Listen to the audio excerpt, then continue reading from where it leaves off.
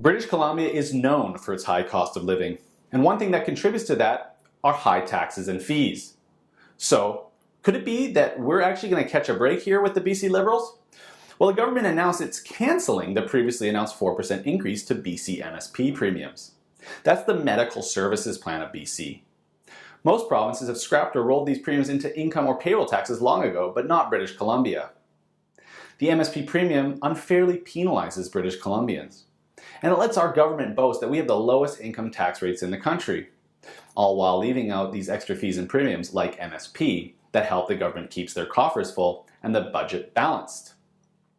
So while they've cancelled the announcement of the MSP increase, you gotta wonder why. The BC Liberals have always had to strike a balance when it comes to fiscal issues so that they can keep the Conservative vote, and that is especially important this time round with the BC Conservatives electing a new leader and potentially becoming a serious contender in the next election in May. But with all good tax news, there's news of new taxes. But this one, it might not be that bad. The city of Vancouver announced some details regarding their plan to tax empty homes as a way to combat foreign ownership in the city. The province granted the city permission to do so over the summer, and essentially they put the onus of assessing, implementing, and collecting this tax right on the city. The rate will be between 0.5 and 2%, and will apply to anyone who self-declares a home as empty on their tax bill.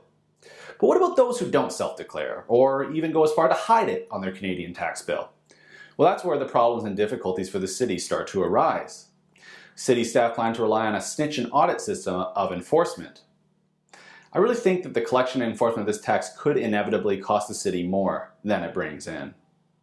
So when we're talking about empty houses, there's usually an assumption that they often belong to foreign owners and are kept as an investment, and there's no incentive to rent them out to people in the city.